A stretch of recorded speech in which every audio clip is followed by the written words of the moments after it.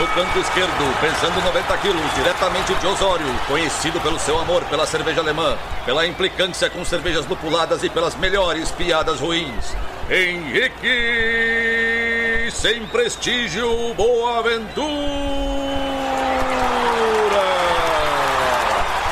No canto direito, pesando 73 quilos, diretamente de Iraí, o príncipe do azedume, confeiteiro das pastry stouts, senhor das cajuminâncias, Estevão Careca Quitó. Vocês estão prontos? Começa agora o Braçagem Forte.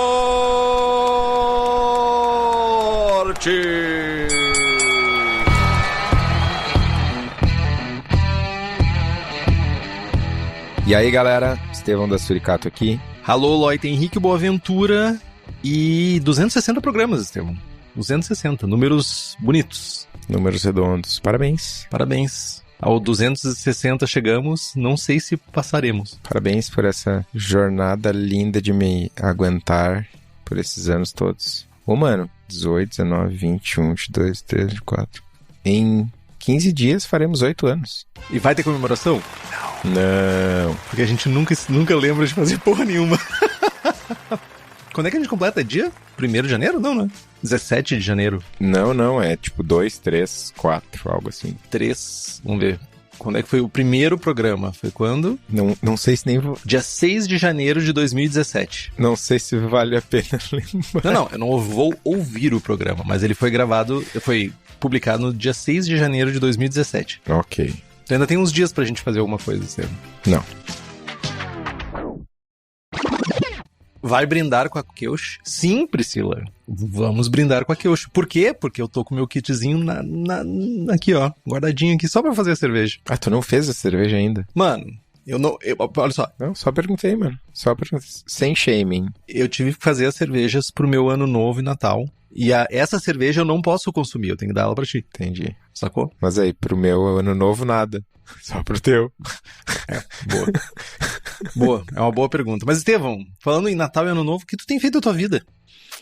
Cara, eu agora participo do conselho da Azul, da Gol e da Latam. Tenho a minha cadeirinha lá de sócio. Mano, virei milionário de milhas, velho. Cara, tenho... Conseguiu resgatar as milhas? Gol, Plus, Equals, Tabajara, Latam, Black Signature, não sei o que. Chego de limusine no aeroporto, mano. Sério mesmo? Não é. Não. Black Signature precisa milhões. Mas tô milhudo, mano. Milhudaço. E, cara, eu visitei Sul, Sudeste, Centro-Oeste e Nordeste. Foi bem cansativo. Ainda tem 2 seleções. Semana que vem tem Porto Alegre e Caxias. E tomei muita ceva boa. Fui em lugares muito inusitados, assim, para nós que vivemos na bolha aqui do Rio Grande do Sul ou do Sul. Fui muita coisa legal no Espírito Santo, muita coisa legal no Nordeste. Cara, vi cenas muito legais mesmo. Muita coisa diferente. E, enfim, estamos chegando no final do ano aí pela Hops. Finalzinho das seleções, as últimas amostras. Foi uma experiência massa, assim, ver geral, sei lá, 40, 50 cervejarias mais, talvez, que puderam selecionar os lúpulos e... Como é que eu posso dizer isso? Ver as pessoas, sei lá, tinha 4 lotes de Strata. Eu tenho o meu preferido lá. E tu vê que, tipo, mano, as pessoas são muito diferentes. Não tem um grande preferido, sabe? Tem gente que escolhe um, tem gente que escolhe outro, tem gente que sente isso, tem gente que sente aquilo. É bem dispar. Abrangente. Enfim, é a percepção das pessoas. Foi massa. E aí, do lado de cá, no aspecto Rio Grande do Sul, queria agradecer mais uma vez todo mundo que ajudou na campanha da Cubo. As cervejas finalmente estão sendo despachadas na segunda-feira agora.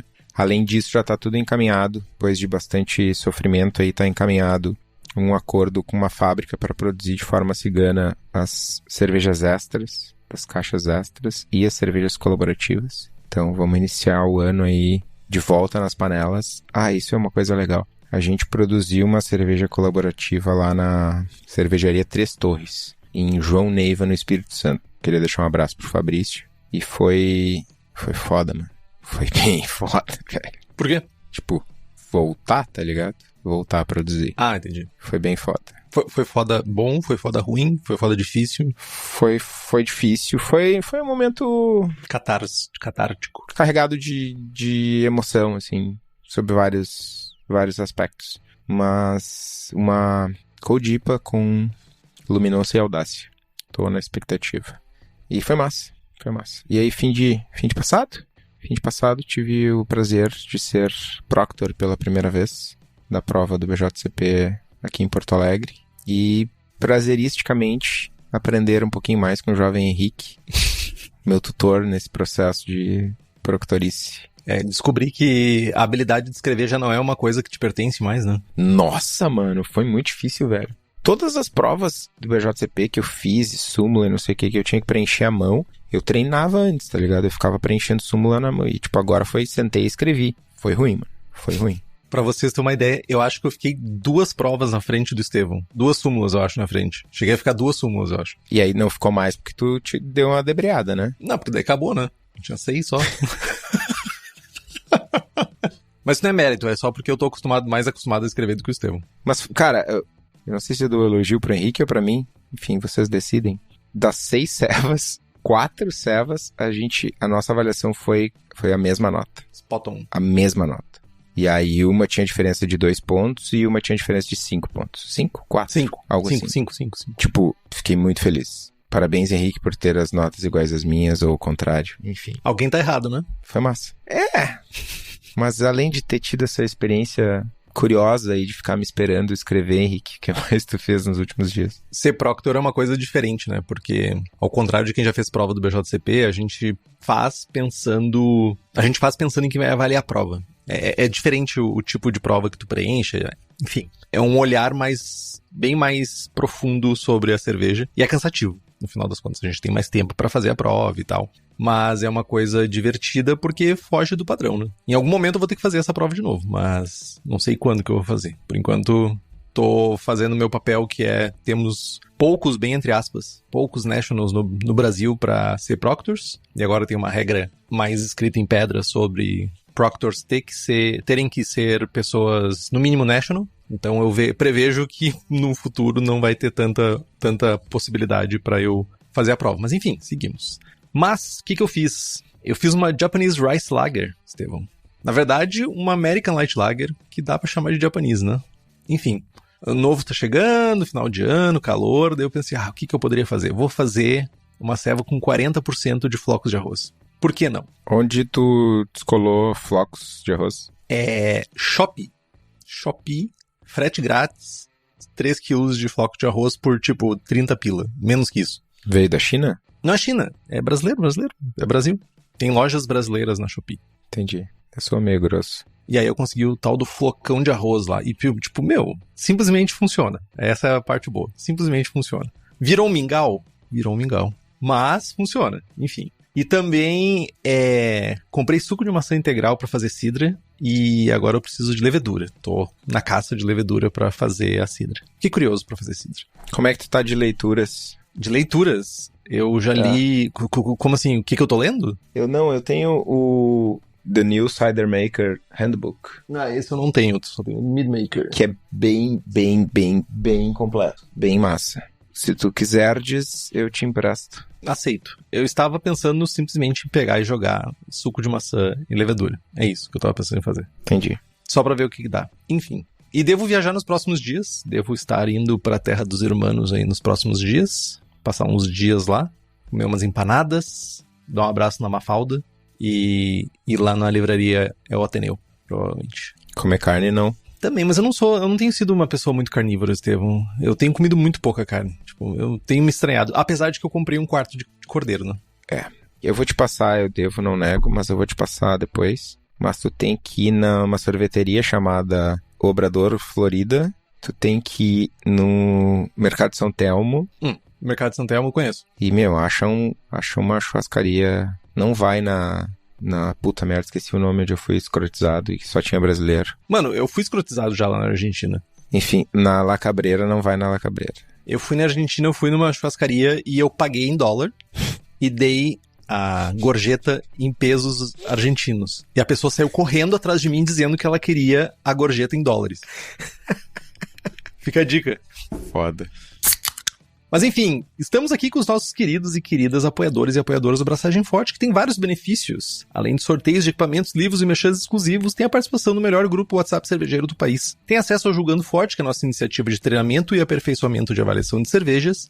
E, logicamente, se você quiser se adentrar nesse mundo maravilhoso das coisas selvagens, está abertas as inscrições para a terceira turma do curso Selvageria Coisa Linda, que vai acontecer em 2025. As aulas online vão rolar em fevereiro e as presenciais na Fábrica da Coisa Linda em março na Grande Florianópolis. Então, essa é a oportunidade para ter mais de 10 anos de experiência nesse universo de cervejas selvagens do teu lado. Fica a dica, o link está no episódio. E tem mais! Apoiadores e apoiadoras do Braçagem Forte têm 10% de desconto em qualquer curso. Se você quiser ter acesso a tudo isso, além de acompanhar a gravação ao vivo sem cortes, faça como Alan George, André Leguelé, Carlos Alberto Poitevin, Carlos Rogério de Carvalho Dutra, Cíntia Alcaua, Denis Torizani, Edmar Kaufeld, Felipe Augusto Kintzer, Felipe Lécio, Gabriel Mendes Souza Martins, Christopher Murata, Leandro Almeida, Luiz Henrique de Camargo, Marcelo Maciel, Maurício Grillen Martins, Ricardo Peixoto Gonçalves, Rodrigo de Lima Costa, Rubens Fernando, Thales de Souza Faria, Thiago Fernandes Dias e Wellington de Oliveira Ferreira, além de um séquito de outras pessoas mais que nos apoiam pelo Apoia-se. O link é apoia.se/braçagem-forte. O link tá no post.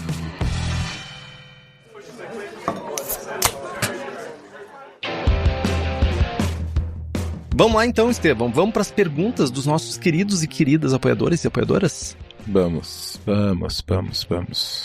Começando então com a primeira pergunta do Rodrigo Soares. Vou começar a utilizar um setup para abraçar que tem recirculação contínua e quando volta da bomba, o mosto vem por cima da panela e sofre uma queda de alguns centímetros. Há um risco real de hot side oxidation? Então, primeiro que ele deixou foi ele que botou os arrombados, não fui eu. Entendi. Eu fiquei pensando, mas não vou zoar o brother, né, meu? Não assim. Ele que botou arrombado em setup, em hot side oxidation ou aeration, na verdade, né? Acho que ele quis dizer aeration, seria o caso. Mas enfim, que gera também oxidação de lipídios, enfim. Explicando, o que é esse hot side aeration? É basicamente o processo de introduzir oxigênio na forma de oxigênio do ar, né? Do ar que a gente está respirando aqui, está em volta de nós, no mosto quente antes da fermentação. E o que ocorre é que nessa etapa, o oxigênio, ele, de certa forma, pode se combinar com lipídios, melanoidinas e taninos e produzir certos compostos que não são coisas legais, que não são coisas boas para a nossa cerveja e podem incentivar, ou pelo menos levar, essas características que remetem a envelhecimento precoce. A gente fala muito em staling, né? A cerveja parece que ela fica meio xoxa mais precocemente, mais rapidamente. Dito isso, no âmbito caseiro muito raro isso ser um problema, porque o nosso consumo de cerveja é muito mais rápido e a gente consome antes desses sinais ficarem mais aparentes. E esses sinais, geralmente, quando a gente guarda a cerveja, a gente está falando de cervejas que vão ficar cervejas mais escuras ou cervejas mais alcoólicas, que elas seguram melhor o processo de oxidação ou oxidam melhor. Cervejas claras, isso vai ficar mais evidente, tanto cervejas mais claras quanto cervejas mais leves. E tem um outro fator também que, em geral, pelo menos a gente recomenda, a gente guarda as nossas cervejas feitas em casa a frio, o que também ajuda a diminuir. O hot side aeration é um problema para a vida de prateleira fora da geladeira da cerveja também, tipo no supermercado, comercial, aquela cerveja que vai ficar exposta por muito tempo sem resfriar. Então, pro ambiente caseiro, cara, provavelmente não é um problema, mas, enfim, é isso que acontece.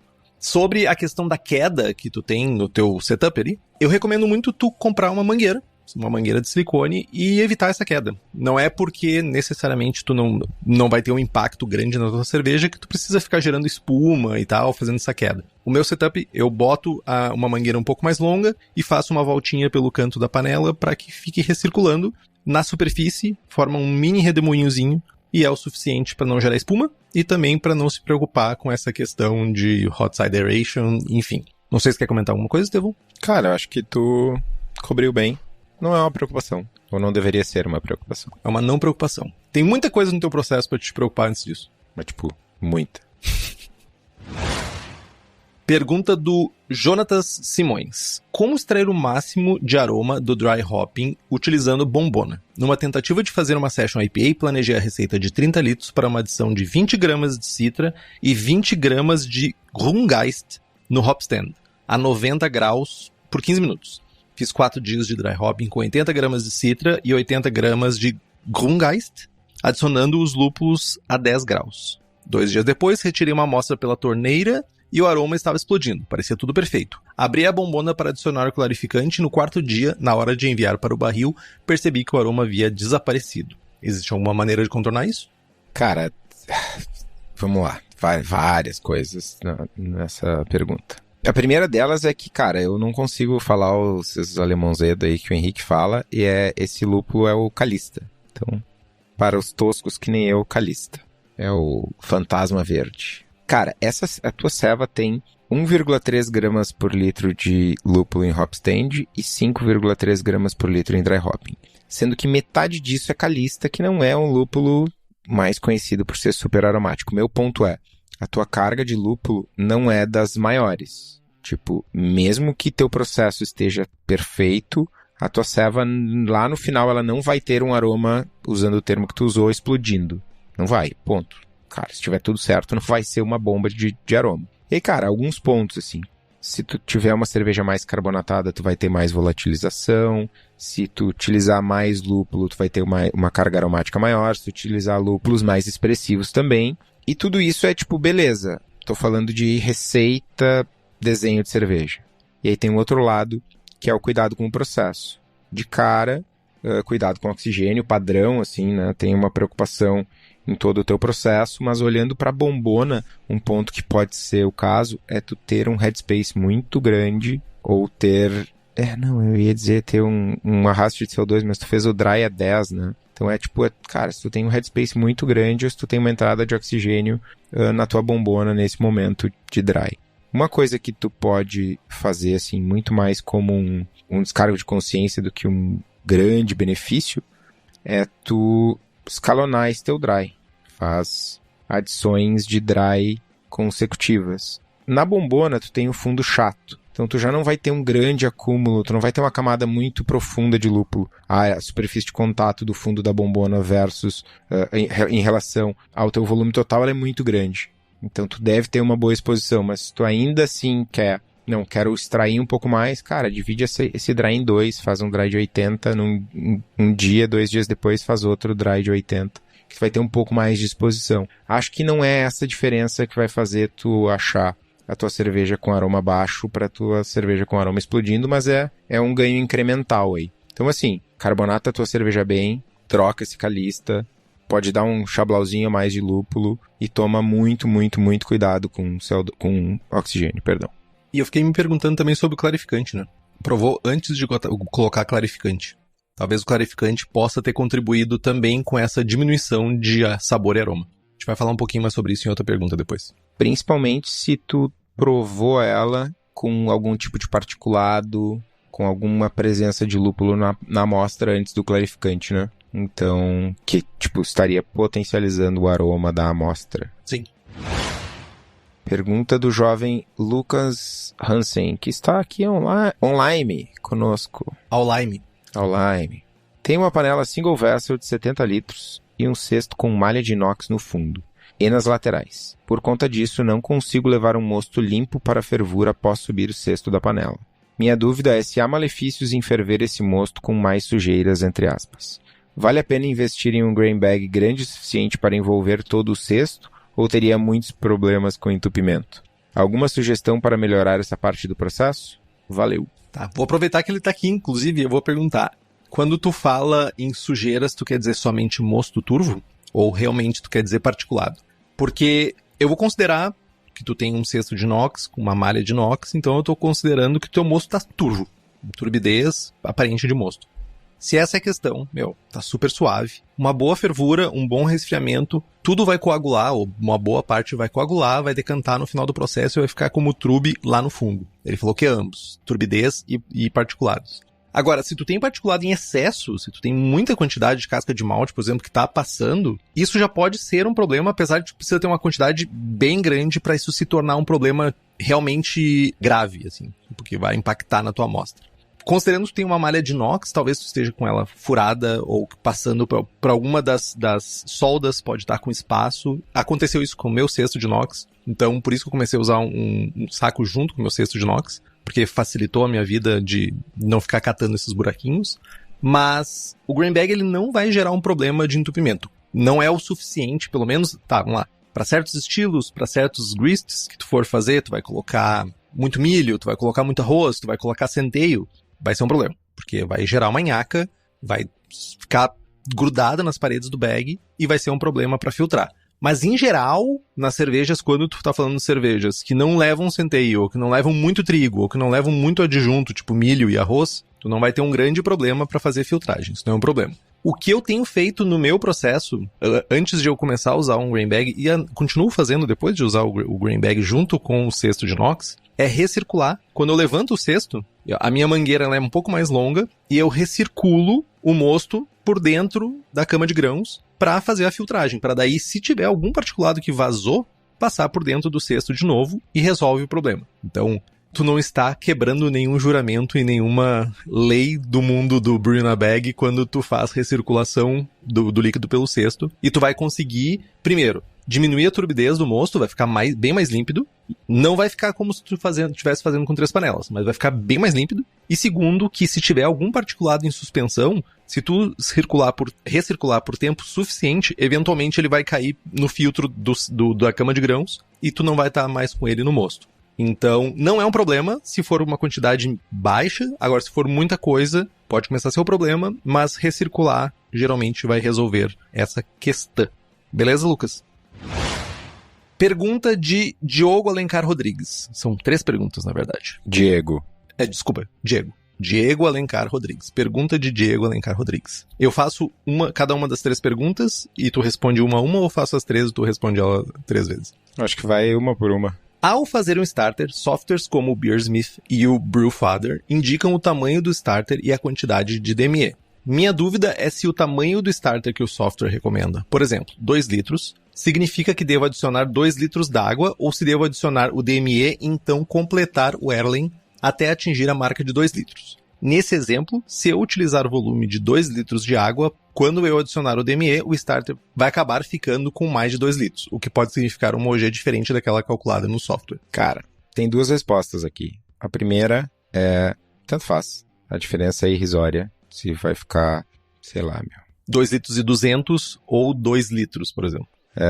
Eu ia dizer 1950 ml ou 2050 ml. Enfim, é irrisório, tá? A segunda resposta é que é a resposta técnica. Nossa, técnica é muito arrombado, mas vamos lá. Tu tem que mirar na OG ideal. Então, são 2 litros de starter, 2 litros de mosto a 1037. É isso que a ferramenta indica, né? Se tu tiver 2 litros e 100 de mosto a 1037 ou 2 litros e 100 de mosto a 1036, enfim.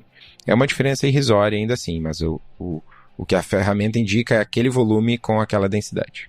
Simples assim. Mas, sendo mais direto e reto, essa diferença de 200 ml, o fato é que o açúcar só está mais diluído.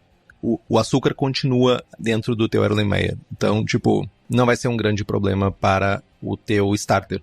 Não me preocuparia com isso. Eu me preocuparia mais em ter um headspace para não fazer cagada quando estiver fervendo esse DME. Segunda pergunta. Ao reutilizar growlers de plástico, devo utilizar tampas novas, aquelas que tem o lacre embaixo, ou posso reutilizar também as mesmas tampas de plástico, sem perda de carbonatação quando comparado com tampas novas? Cara, zero preocupação com perda de carbonatação. O que tu tem que tomar um cuidado é só porque, sei lá, não juntar uma tampa de Coca-Cola que tá 2 semanas no chão e usar pra tampar o teu growler, tá ligado? É sanitização mesmo. Quanto à perda de carbonatação não é um problema, e o grande problema do growler é a permeabilidade de oxigênio na parede do growler. A tampa é a parte menos exposta a essa permeabilidade de gases. Rapidamente eu fiz um cálculo aqui. A diferença entre um starter de 2 litros e 2.2 litros é de 1036 para 1038, 39 de densidade. Então é irrisório pro cálculo. Terceira pergunta. Tem um fermentador de inox pressurizável. Quando injeto CO2 nele, o manômetro do cilindro de CO2 invariavelmente marca quase 0,3 a mais em relação ao manômetro do fermentador. Eles não deveriam marcar os mesmos valores? Existe algum teste para saber qual está correto?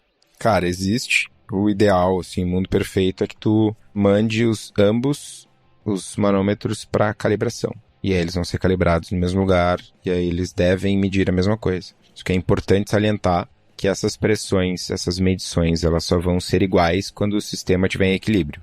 Então, tipo, setei o meu manômetro do gás para, sei lá, 1,5 kg. E abri o gás para entrar no fermentador.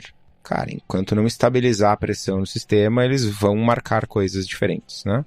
E aí, enfim, se está estabilizado e marcando 0,3 de diferença, é porque eles estão descalibrados. Ou um, ou outro, ou os dois. É raro, mas acontece bastante. Exato. Pergunta do Gabriel Posa. Ao realizar um starter em temperatura ambiente, observo que a temperatura do Erlenmeyer/starter sobe consideravelmente devido à agitação e ao calor gerado pelo agitador.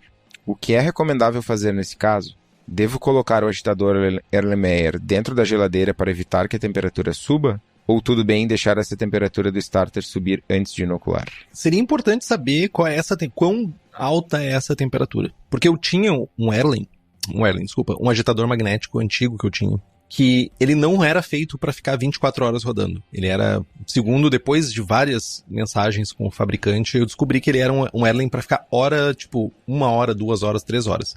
E acima disso ele começava a esquentar. E ele esquentava consideravelmente. Depende, é ótimo. Ele aquecia consideravelmente. No verão eu cheguei a ter até 10 graus de diferença pós uso do Erlen. Mas realmente, o uso do Erlen não o uso do agitador. Mas era porque a carenagem do agitador ele aquecia.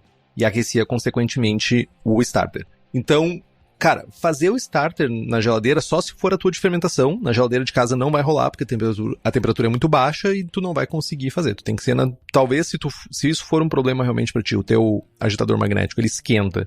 Teu caminho é usar a geladeira. Mas tem uma alternativa, duas, na verdade, alternativas que tu pode fazer num caminho um pouquinho mais artesanal. Uma delas que eu faço bastante no verão aqui em casa, porque é quente e eu não tenho fermentador na minha casa, eu faço os meus starters aqui, é tu enrolar um pano úmido em volta do Erlenmeyer, e enquanto tá fazendo a propagação, tu vai ali e sempre vai deixando ele molhado, porque essa troca enquanto vai evaporando a água do pano, vai fazendo troca de temperatura e vai resfriando a amostra. É o suficiente, para 2 litros, é o suficiente para manter a temperatura dentro do limite aceitável para um starter. Então, basicamente enrola uma toalha toalha de cozinha, assim, uma toalha, paninho, enrola em volta e deixa ele bem úmido. Não precisa ficar pingando, mas úmido o suficiente para que quando for começar a evaporar aquela água, vai ter uma troca. Então tu pode ficar borrifando para ficar úmido, tudo. E se tu mora numa região muito quente, a gente sabe que tem pessoas que moram em regiões que, tipo, a temperatura média é 35, então já é muito mais alto do que talvez o próximo do ideal pra gente fazer esse starter. Aí tu pode realmente ir pro caminho de usar a tua própria geladeira, ou até mesmo usar um isopor com uns bagzinhos de aqueles ice packs junto dentro do isopor para baixar a temperatura e fazer teu starter ali para manter uma temperatura um pouco mais saudável para tua fermentação /starter, né? São esses 2 caminhos. E se você, meu jovem, está aqui pensando, ora, eu deveria estar começando a fazer starters já. Minha temperatura é suficientemente boa para fazer starters. Onde que eu compro os equipamentos para fazer isso? Onde é que eu compro o agitador? Onde é que eu compro Erlen? Onde é que eu compro o DME? A resposta é Lamas Brew Shop. Você vai encontrar tudo para fazer seu starter, além de tudo para fazer sua cerveja na sua casa, da maneira correta e com os materiais corretos, tudo certinho no grau para fazer. E, usando o cupom Braçagem Forte, tu ainda tem desconto. Então acessa o site www.lamasbrewshop.com.br e receba na sua casa no grau. Pergunta de Faustus. Olha só, o Faustus se puxou aqui. Um abraço, Faustus. Oi, tudo bem com vocês? É longo. Tu precisa manter a atenção, Estevão. Mano, é longo e é épico. Essa é a pergunta prêmio... Pergunta do ano. Pergunta do ano. 1º de janeiro de 2025. Cada um de vocês abre a primeira garrafa de cerveja do ano. Eis que surge Orvaldo, um gênio que propõe 4 hipóteses, das quais cada um poderá escolher apenas uma. A primeira hipótese. voltar para 1908, em Canoinhas, Santa Catarina, e passar um mês acompanhando a montagem e produção da cervejaria canoinhense e a vida na região. Segunda hipótese. Viajar para 1982 e assistir a final da Copa em um boteco tomando cerveja de garrafa e fazendo tour de botecos por um mês. Não sei que Copa é essa, mas enfim. Copa de 82, mano. Don't know, don't care. 3. Ir para meados dos anos 2000 no Brasil para acompanhar os surgimentos das cervejas especiais por um mês. 4. Viajar 30 anos para o futuro, aceitando o risco do futuro não existir, durante um mês para viver a cena cervejeira que ainda virá. Observação, no período não poderá fazer investimentos, guardar o número da Mega Sena, nada disso, é proibido lucrar com a viagem. Observação 2, quem você levaria como acompanhante nessa viagem? Vai, Estevão. Pra mim a resposta é muito fácil. É viajar 30 anos para o futuro. Nem fudendo. Tipo, easy call. Não, nem fudendo. Cara, tipo, vamos lá. Qual é a tua resposta? Depois eu quero explorar as opções. 1908 em Canoinhas. Cara, tipo, mano, 1908 em Canoinhas. A selva devia ser ótima, tá ligado? Não, mas devia ser um rolê diferenciado, assim. Tipo, imagina, Canoinhas em 1908 devia ser um rolê bem doido, assim. Cara, sem energia elétrica, sem vaso sanitário, sem ar-condicionado, sem serva boa. 30 anos no futuro, mano, tu pode estar na era da escrotidão, tu pode ter exatamente as mesmas coisas. Matrix tá aí pra provar, velho. É, ok. Tipo, e com uma bomba nuclear explodindo no teu rabo, tá ligado? Ah, mano. A segunda é viajar pra 82 e assistir a final da Copa num boteco tomando cerveja. Cara, zero vontade de tomar essa cerveja de garrafa aí. Onde é que foi a Copa de 82? Era a Copa que tinha o Zico e que era o time brasileiro, era o Furacão Master e o ataque dos sonhos e tomaram a lambada fodida porque entraram de salto alto. Na Espanha. Exatamente. Mas não é assistir a final da Copa num boteco no Brasil, né? Ah, pior ainda. É tipo, mano. 82 no Brasil. Ótimo. Não. Ditadura. Mano, e pra meados dos anos 2000 no Brasil acompanhar o surgimento. Cara, eu vivi isso, tá ligado? Porto Alegre, início dos anos 2000, tomando coruja, velho. Sei lá. No Zelig. Não, obrigado. Viajar 30 anos pro futuro, mano. E com quem? Contigo. Ah, eu também levaria tu, mas, eu 30 anos no futuro eu só ia reclamar, velho. A gente... 30 anos no futuro, mano. Mano, primeiro que a gente não ia tomar selva boa. Tipo, nós ia chegar lá e tomar uns RTD, umas bebidas com cogumelo. O que é RTD, mano? Tudo que a cervejaria agora tá fazendo bebidas ready to drink. É tipo... Tipo, que bebida que não é pronta pra beber? Não, é tipo misturinha.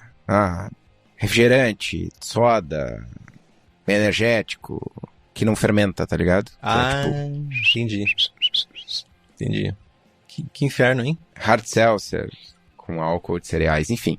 Mano, tipo, não ia tomar cerveja certo. Não, já era, esquece que tu vai tomar cerveja daqui a 30 anos.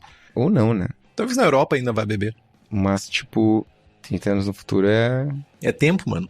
70 anos de idade. É tempo. Pô, vou tá jovem, meu. Tá jovem ainda. Vai, claro. Vamos lá. Tu quer comentar alguma sobre as opções?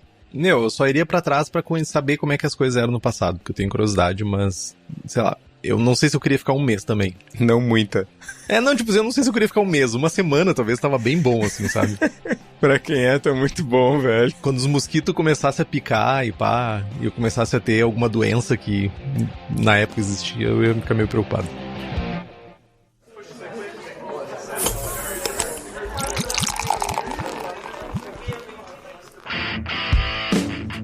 Pergunta do Leandro Almeida. Olá, espero que todos estejam bem. Minha dúvida hoje é sobre concursos em 2 pontos. Primeiro ponto. Para convidar um juiz, o organizador conta com algum auxílio técnico para elencar os nomes dos juízes a serem convidados? Qual critério normalmente seguem ou deveriam seguir? Boa pergunta. Quando a gente organiza um concurso do BJCP, pelo BJCP, a gente recebe uma lista de todos os jurados e juradas do mundo. É uma lista com um compilado com todos os jurados e juradas que tu pode convidar. Do BJCP, né? Do BJCP, exato. Jurados afiliados ao BJCP. Então, geralmente esse é o primeiro critério. O primeiro critério é escolher jurados e juradas por proximidade. Quanto mais perto, mais fácil. Normalmente, quem já tem um pouco mais de cancha de concurso sabe quem são as pessoas que julgam melhor, as pessoas que são mais rápidas, as pessoas que lidam melhor com certos estilos, coisas assim. Então, também é um critério. E o mais correto é tentar sempre fazer concurso com a maior quantidade de jurados e juradas BJCP. A gente sabe que não é uma possibilidade, tem lugares mais remotos, mais difíceis disso, mas idealmente é pelo menos garantir que cada mesa tenha uma pessoa BJCP, ou uma pessoa com cancha suficiente para liderar aquela mesa e não fazer cagada. É basicamente o que deveria ser seguido. Idealmente, todo mundo é BJCP, não idealmente, pelo menos uma pessoa na mesa não BJCP, cenário de exceção, pessoa com experiência na mesa. É isso. Posso fazer a minha pergunta em cima da pergunta do Leandro? Faça. E nos concursos comerciais? Daí, é tipo dedo no cu e gritaria, né, velho? Bom, não vou me queimar com os concursos. Não vou me queimar. Não hoje. Mas aí entra outros fatores que entram e... não tô falando nenhuma mentira. Exposição em mídias sociais é um fator que é levado em consideração. Quantidade de quão ativa a pessoa é nessas redes sociais, quão interativa ela é, quanto ela consegue movimentar de pessoas para trazer para o concurso.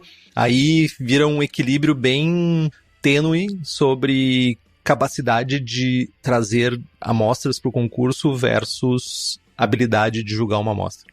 E é bem tênue essa linha. E vou mais longe, sem querer falar mal de pessoas, não é isso, mas tem várias pessoas no meio que a percepção geral do meio é de que essas pessoas são competentes. Pegamos o Henrique, por exemplo. A gente olha pro Henrique, o Henrique é foda, o Henrique é um juiz national, o BJCP, é um cara que estuda, preenche súmula, se dedica e tal. Mas quantas pessoas pararam para realmente analisar o desempenho do Henrique no concurso? E insira o nomezinho da pessoa no lugar do nome do Henrique, né? Não é uma crítica a ninguém, é só o fato de que esse avaliar o desempenho dos jurados e retroalimentar o sistema não existe. Então o Estevão tem a reputação dele de que ele é um bom jurado, mas é uma reputação que foi construída de forma tortuosa. Não foi construída, analisamos aqui 400 fichas do Estevão e, o cara é bom mesmo, sabe? Então, enfim, só isso. Só essa dimensão a mais aí. Adendo. A segunda pergunta do Leandro é: como os juízes avaliam uma cerveja sem álcool em concursos? Uma IPA 0, por exemplo, deverá seguir os mesmos perfis sensoriais de uma IPA alcoólica? É uma excelente pergunta e é uma pergunta difícil de responder. Primeiro, o BJCP não tem uma categoria para cerveja sem álcool. É infinitamente mais difícil um cervejeiro ou uma cervejeira caseira fazer uma cerveja sem álcool em casa. Por essa razão, não tem um lugar específico para o BJCP. Vai entrar como experimental. É isso. Experimental é a última opção que tu tem lá no BJCP para inserir uma cerveja. E aí, não necessariamente o perfil sensorial precisa ser igual a de uma IPA alcoólica. Mas se tu tá dizendo que é uma American IPA, eu espero características chaves do estilo menos o álcool.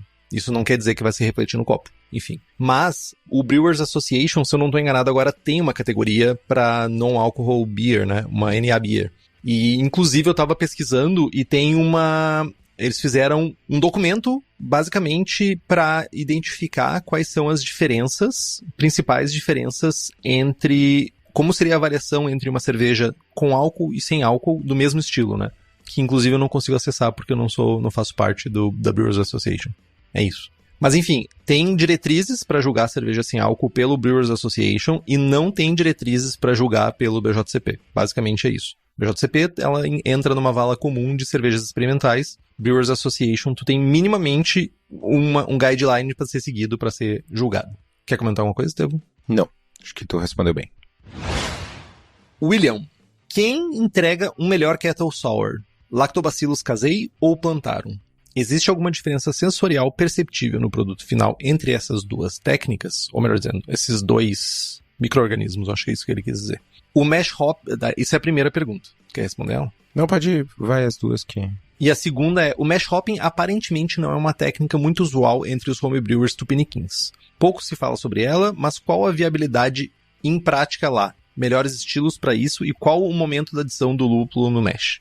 Vamos lá. Diferenças entre lacto, casei e Plantarum. Plantarum tem um desempenho técnico melhor, produz mais acidez, mais rápido, de maneira mais confiável e é mais fácil de conseguir ele puro. No sensorial, se for uma cerveja com muita fruta, é imperceptível. Cara, a diferença é mínima sensorialmente, tirando a parte da acidez, se for tudo feito da maneira correta. Eu acho que é muito mais uma diferença de processo e de praticidade do que sensorial.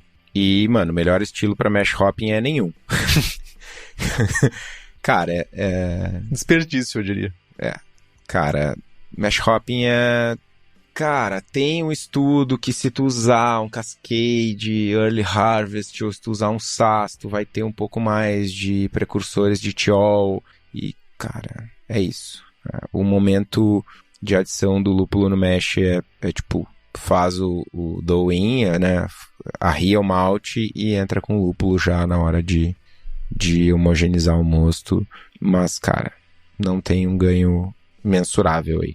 Basicamente é isso. É tipo procurando sarna pra se coçar. Basicamente é isso. Mano. Não, só não. Pergunta do Gabriel Posa. Existe algum impacto do uso da gelatina nos parâmetros de sabor, aroma e corpo da cerveja? Quais deles são mais significativos? Tá, vamos lá. Em geral, tu não tem impacto em sabor e aroma. Na sensação de corpo, dependendo da quantidade de qual a turbidez e a quantidade de coisa que estava em suspensão na tua cerveja, tu pode notar uma diferença na boca, na sensação na boca. Não deveria ser uma coisa enorme e não deveria ser, digamos, um referencial para te usar isso no teu dia a dia como uma solução para tu com a cerveja com corpo alto. Não vai resolver, por exemplo, numa cerveja límpida. Mas para cervejas lupuladas já pode ser um problema. Importante, né? Primeiro, eu tô considerando que a gente tá usando gelatina sem sabor, gente. Eu já vi gente usando gelatina com sabor laranja pra dar gosto de laranja na cerveja. Enfim, aí eu tô falando de gelatina puramente como um aditivo pra clarificar a cerveja, não pra dar sabor e aroma. Para cerveja lupulada já pode ser um problema. Tem alguns estudos que afirmam que os óleos e aromáticos de lúpulo podem ser arrastados junto com a gelatina no sentido de não é que eles vão se juntar, se colar especificamente nessas partículas, nessas moléculas que nem diz o Estevão. Porque é arrasto, basicamente forma grumos maiores e pode arrastar aromáticos para o fundo do fermentador e diminuir a intensidade. Vai limpar a cerveja e ela vai ficar sem nenhum aroma e sabor de lúpulo? Não, mas pode diminuir a intensidade. Então, se o teu problema for esse, se a tua preocupação for essa, tu pode, sei lá, fazer o dry hopping depois de clarificar a cerveja, mas com risco de trazer um pouquinho mais de turbidez novamente para ela. Mas em linhas gerais, cervejas não tão lupuladas, não tão aromáticas, não vai ser um problema usar gelatina, nunca tive problemas com isso. Pergunta de Gianotti. Blend de leveduras. Como fazer? Estou para fazer uma Brut IPA e penso em usar uma levedura tipo S05 e mais uma Red Star Premier Blanc. Chance de dar merda? Obrigado. Cara, tem alguns caminhos. Primeiro caminho é copite, inocula as duas simultaneamente e pau. Azar do goleiro. Deixa torar, uma delas vai pular na frente e tu não sabe o que vai acontecer. A segunda, e que faz mais sentido, principalmente pensando na tua Brut IPA, faz a fermentação primária com uma levedura e a secundária com a outra. Então, provavelmente nesse caso aí tu usaria o S05 primeiro, vai deixar o S05 fazer o grosso da fermentação e aí quando a S05 começa a diminuir o ritmo, tu entra com a segunda levedura para ela terminar a atenuação e consumir ainda alguns outros açúcares e trazer eventualmente algum outro caráter de fermentação. E o terceiro caminho faz a fermentação total com S05 e adiciona a segunda levedura no priming. Algo a contribuir, jovem Henrique? Só fico com uma preocupação sobre... Tenha certeza que o S05 atenuou tudo que podia, né? Pra, se for fazer na garrafa o priming e tal. E tenha minimamente um cálculo, né? De quanto que vai atenuar mais na garrafa pra te não ter granadinhas de mão. Sim. Ótimo. Pergunta do Vitor Miller. Fala, amigos. Sigo rigorosamente as boas práticas no processo de produção, incluindo limpeza, controle de temperatura, pitch rate, adequado, condições ideais de fermentação. Utilizo leiteirinhas de 20 litros para a fermentação primária, transfiro para uma de 10 para maturação lagering e, posteriormente, passo para um post-mix de 10 para carbonatação forçada. Meu processo normalmente inclui 7 a 10 dias de fermentação primária e mais 20 dias de lagering antes de carbonatar. A temperatura de fermentação que utilizo é 16 graus para ales, 12 graus para lagers. No entanto, continuo enfrentando problemas com a flavors de diacetil. Quais pontos específicos do processo devo revisar ou ajustar para reduzir o diacetil e alcançar uma fermentação mais limpa? Excelente pergunta. Vamos lá. Primeira coisa que eu já noto aqui, eu separo a cerveja da lama depois da fermentação. Acho que aqui é um primeiro ponto. Não tem por que separar. Não precisa. Eu vou fazer isso porque eu quero uma cerveja mais límpida. Vamos lá, primeira coisa, o que é o diacetil? O diacetil é um subproduto de fermentação. Algumas cepas, elas são mais propensas a gerar diacetil e outras são menos propensas e algumas hoje em dia são incapazes de gerar diacetil. Por que a cerveja acaba com diacetil? Por N fatores. Fermentação ruim, fermentação não saudável, fermentação acelerada ou falta de maturação. Olhando o teu processo aqui, o que eu penso tô imaginando que tu faz uma fermentação do início ao fim na mesma temperatura. Isso aqui já pode ser um problema, porque geralmente quando a gente fala de descanso de diacetil, a gente fala de uma etapa do processo onde a gente acelera a reabsorção de subprodutos de fermentação no final da fermentação. Ou seja, eu tenho uma fermentação ativa que está gerando subprodutos. E no final, ela vai reabsorver, vai limpar essa cerveja. Só que para essa limpeza acontecer mais rapidamente, a gente faz um descanso de diacetil, que é basicamente aumentar a temperatura. Estou fermentando a 12, eu aumento para 17, por exemplo, ou 14, ou 16. 16 seria um número bom. Aumento para 16 para incentivar que a fermentação seja mais ativa e ela reabsorva isso. Mas isso tem que ser com uma fermentação ativa, ou seja, no quarto final da fermentação. Simplesmente aumentar quando a fermentação já terminou, não vai ter atividade celular suficiente para ser feita essa reabsorção, e aí tu precisa de uma maturação mais longa para reabsorver esse diacetil, que é o clássico alemão, né? O clássico alemão faz uma fermentação, pelo menos antigamente, né? Muito antigamente, faz uma fermentação não tão saudável no início,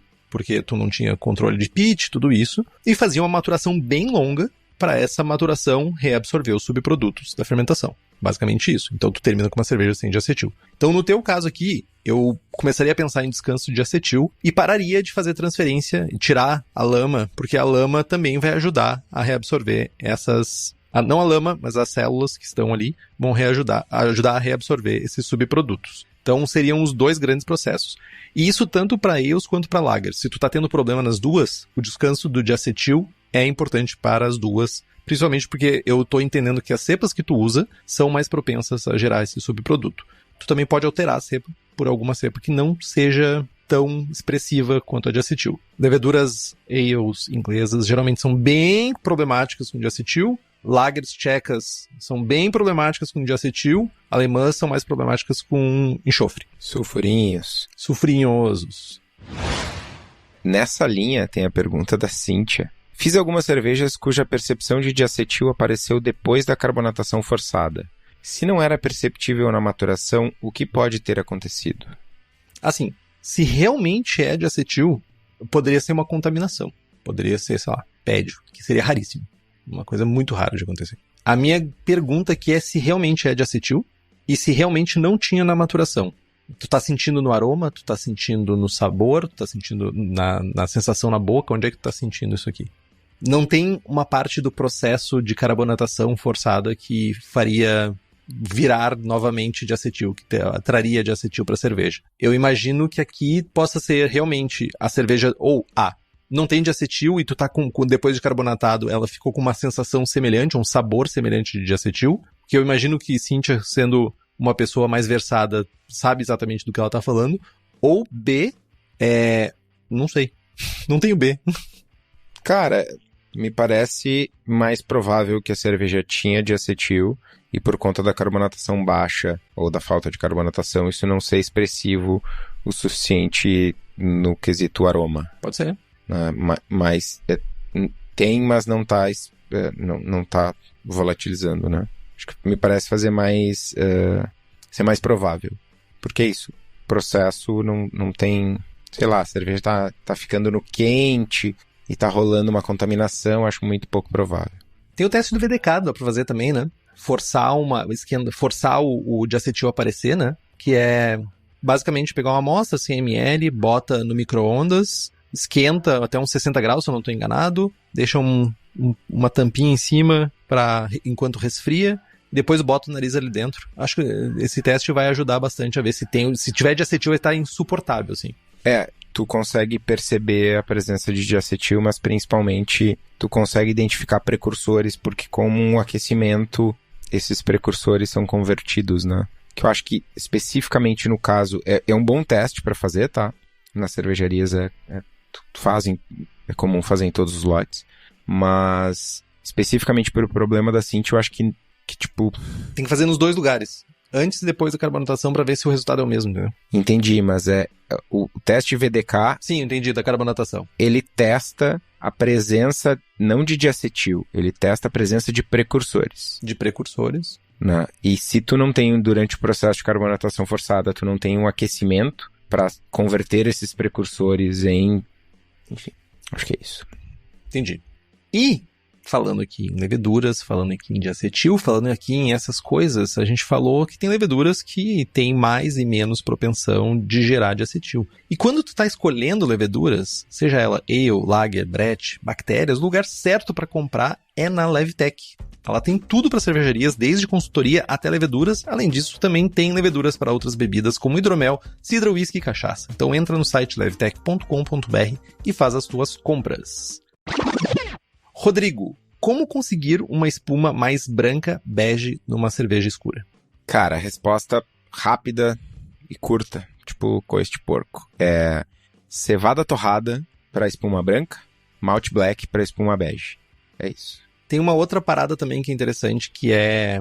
A Bris tem um artigo bem interessante sobre a cor da espuma, né? Que a cor da espuma, ela inevitavelmente vai estar relacionada à cor da cerveja. Ponto. Quem gera a espuma é a cerveja. Então, a superfície da espuma, ela é cerveja, né? Cerveja que ela tá com uma resistência que forma a espuma.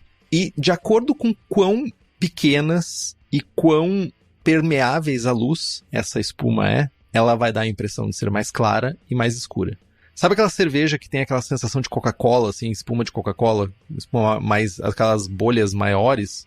Geralmente aquelas bolhas maiores em cervejas escuras, por exemplo, elas vão dar a cor da espuma vai ser uma espuma mais marrom, porque tem mais permeabilidade da luz e reflete mais a cor da cerveja. E enquanto que espumas mais densas, geralmente tem uma cor mais clara, porque, enfim, a espuma não permite a passagem da luz e acaba refletindo mais. Tem um artigo da Bris bem interessante sobre isso, sobre cor da espuma, então recomendo dar uma lida no artigo. Pergunta do Sandro Max. Posso reaproveitar a levedura CVE7? Como proceder? CV7, vamos lá. CV7 é lacância. É aquela levedura maravilhosa que a galera que gosta de fazer cerveja ácida, fazer sour, tá adorando usar, porque basicamente tu não precisa fazer uma acidificação com lactobacilos, tu usa uma fermentação normal, que faz primeiro uma acidificação e depois uma fermentação alcoólica. Então, o CV7 é uma dessas opções, Free Sour é outra, Sour Pitch é outra.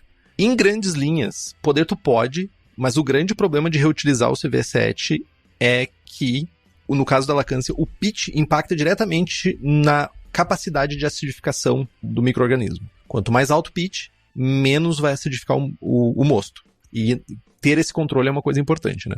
Por isso, geralmente, não é recomendado fazer o reaproveitamento, porque tu quer garantir uma repetibilidade. Se tu tá usando uma levedura para gerar acidez e ela não vai gerar acidez o suficiente, sei lá, meio que descaracteriza tu usar a levedura. Outro grande problema, no caso, é que a densidade da célula é diferente das Saccharomyces. Então, a mesma quantidade de lama de CV7 não necessariamente vai ter o mesmo total de células da Saccharomyces. Então, tu não pode fazer aquela dosagem por volume que geralmente a gente faz quando a gente faz dosagem de Saccharomyces. Eu vou pegar 200 ml de lama compacta.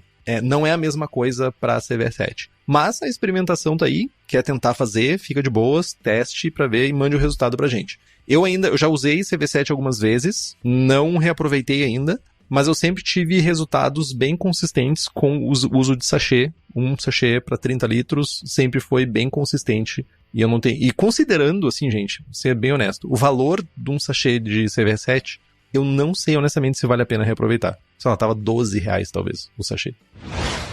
Pergunta de Denis. Para ajudar a obter o haze de uma NEIPA, New England IPA, faz sentido para vocês ferver por apenas 10 ou 15 minutos para evitar a coagulação de proteínas? Cara, usando lúpulo, flocados e levedura corretas, não tem porquê. Não tem porquê tu trazer mais uma alteração de processo pro teu processo. Tipo, não. Principalmente porque tu vai reter muita proteína de peso molecular, cara, isso vai te gerar problema de estabilidade depois. Tem gente que faz, mas, mano, totalmente não precisa. Tem gente que não ferve, né? Tem gente que só aumenta a temperatura ali na faixa dos 80 e não ferve, 85. Tudo é uma questão de moléculas.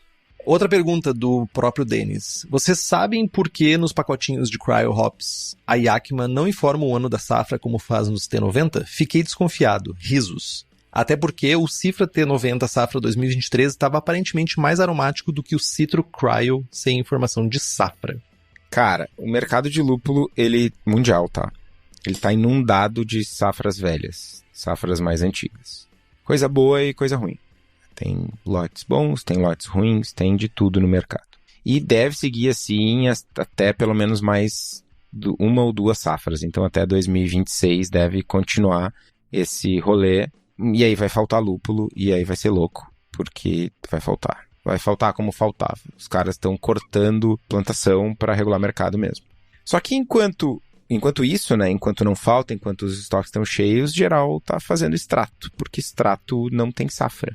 Basicamente é isso. Então, e aí não sei se é exatamente o caso do Cryo da Yakima, mas o Cryo ele é um pellet enriquecido, né? Eles processam o lúpulo, retiram lupulina e montam um pellet novamente. Muito provavelmente, se não tem safra, porque esse pellet foi remontado com lupulina com óleos de safras diferentes. Imagino eu. Isso me lembra galera fazendo picanha, remontando picanha no açougue pra vender. Tipo, junta gordura com um pedaço de outra carne e vende como picanha. Sério? Não viu isso? Que agora a galera tá fazendo pedaços de carne pra vender como se fosse picanha? Não, felizmente não vi. Usa uma cola orgânica e tal pra colar a gordura. Meu, se o ser humano, velho, usasse todo o potencial dele, a gente tava num lugar muito melhor. Pergunta de Carlos Rogério de Carvalho Dutra. Sobre os lúpulos nacionais, sei que o Estevão está nesta área, mas tenho visto um alfa ácido e óleos essenciais bem mais alto que os importados e com sensorial maravilhoso. Tenho usado do mundo Hops e os resultados estão sendo excelentes. O que vocês têm a dizer sobre as diferenças entre os dois, importados versus nacionais, e por que dessa diferença? Importante só salientar aqui que eu nunca usei os lúpulos da Mundo Hops, provei eles na Copa de lúpulos, mas, enfim, não usei, tá? O meu comentário não é sobre eles. Tem diferença entre lúpulo nacional e importado, sim, e tem algumas. Por exemplo, tem a variedade vendida, sei lá, como fruta do meio, e que na real é a cascata, não é a fruta do meio. E aí tu tá comparando alhos com bugalhos, tá ligado? Tem variedade tcheca aí com 11% de alface, que tipo, mano, não é, tá ligado? É outra coisa. E aí tu tem uma expectativa baixa aromática e tá pegando uma coisa que tem uma entrega aromática muito mais alta. Tipo, tu tá comparando um Saaz com, sei lá, com um Citra, tipo isso. Tipo, Mittelfru e Cascade, tá ligado? Uhum. É isso. E não tô nem dizendo que isso é por maldade, é sabido no meio da galera que tá plantando, que tá processando e tal, que tem isso, que tem algumas variedades que não são mesmo. E tá tudo bem, é do jogo, acontece. Né? Com a maturidade do mercado isso tende a mudar. Outro ponto é o terroir. Dependendo das condições de clima, solo, manejo, praga, etc., a planta gera um perfil diferente. E aí tu vai pegar um Centennial dos Estados Unidos e vai plantar no Brasil, ele vai, por N motivos, vai ter uma percepção, vai ter uma expressão aromática maior ou menor, alfa, mais alto, mais baixo, enfim. Tem essa diferença real. E tem o viés também, que é o viés da análise. E é um comentário que não é na maldade, é só sobre o método. Tá excelente mesmo? Ou tu tem usado quantidades diferentes? Ou as mesmas quantidades? Como é que tu tá fazendo os testes? Tu tá empolgado? Sei lá. Não é maldade e não é um comentário sobre a tua experiência em si. Mas como que a gente analisa realmente? Eu tenho visto muita gente, e aí não falando de lúpulo nacional importado, mas é tipo, eu uso o lúpulo tal e é bom, e eu usei o lúpulo tal e é ruim. Tá bom, mano. Me conta como é que foi o teu processo. Não, eu usei o lúpulo tal numa Belgian Dark Strong Ale, e usei o lúpulo tal numa Session IPA. Tipo, mano... Alhos e bugalhos. Alhos e bugalhos. Às vezes a gente compara, tipo, não, mas... Enfim, né? Tem que comparar a mesma coisa. Mas o resumo da história é que tem diferença sim, e essa diferença está relacionada ao terroir. E falando em lúpulos, se tu quer provar todas as barbaridades, excentricidades que o Estevão selecionou nos Estados Unidos, entre em contato com a Hops Company no site hopscompany.com, ou chama o pessoal que já te atende, ou manda um direct que já começou, na verdade, né, Estevão? As seleções de pré-contrato tá indo até final de dezembro, é isso? Para nova safra? Até terça-feira. Até terça-feira, olha aí. Então tá acabando. Então, faz o teu pedido e lembra de falar que ouviu aqui.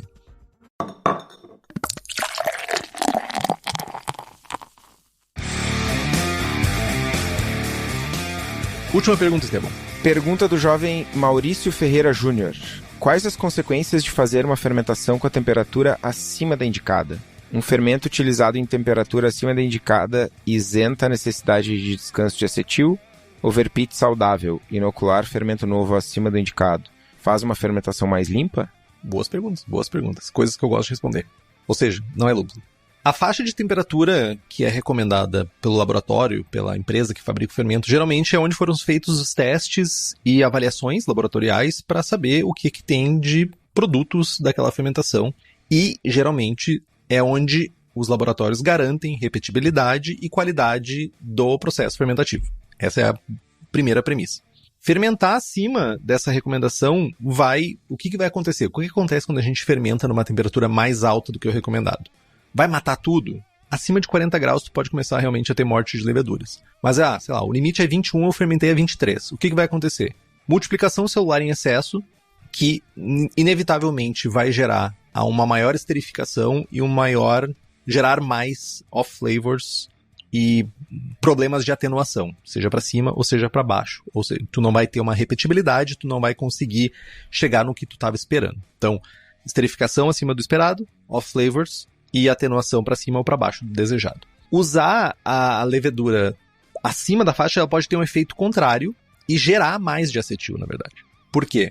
Se a gente, no caso, tanto usar mais quantidade quanto usar além da faixa recomendada, pode ter um efeito contrário. Porque vai levar uma fermentação mais rápida e uma floculação mais rápida, não dando tempo para a levedura reabsorver os subprodutos. Por isso que a gente tem um pitch rate. A gente tem uma quantidade de células que a gente precisa fazer o pitch. Porque uma quantidade muito maior, a gente vai ter uma quantidade de células consumindo açúcar muito mais rapidamente, gerando mais subprodutos e não vai ter tempo suficiente para a levedura reabsorver esses subprodutos, vai flocular e o subproduto fica na cerveja. Por isso que a gente não faz um pitch nem muito alto, nem muito baixo. Porque dos dois jeitos a gente vai ter problemas. Um pitch mais alto, não vou dizer overpitch, mas tipo, um pitch mais alto, eu fazer 10% a mais de levedura, vai levar a fermentação mais limpa? Sim, desde que tu, sei lá, tenha uma fermentação saudável, tudo isso. Por quê? Porque tu tem mais células, um pouco mais de células, e tu vai ter menos problemas como, vai ter menos multiplicação celular, tu não vai esterificar tanto,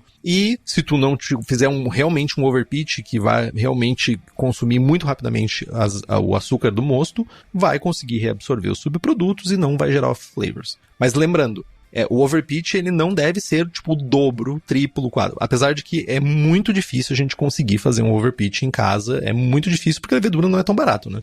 Mas, só para vocês terem ideia, fazendo reaproveitação de leveduras, reaproveitamento de leveduras, onde eu faço uma fermentação e coloco o outro mosto em cima dessa fermentação que ocorreu, eu nunca consegui ter um overpitch. Então, e eu tenho uma quantidade de células muito maior do que a original que eu comecei a minha fermentação. Então, tu precisa realmente fazer uma fermentação muito alta, um inóculo muito alto para realmente ser um problema.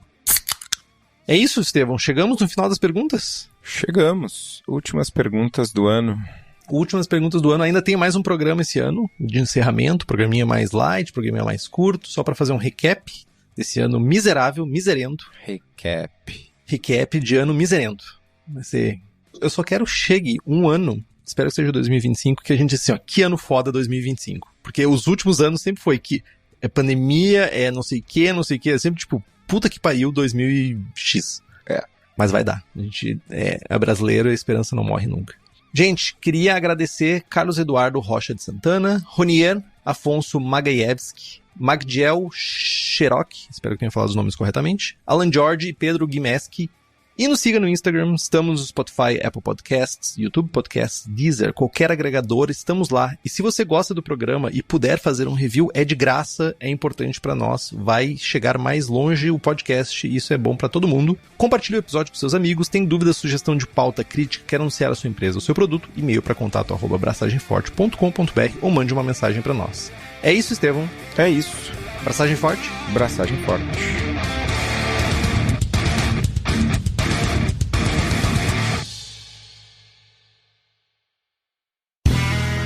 Este podcast foi editado por Play Áudios.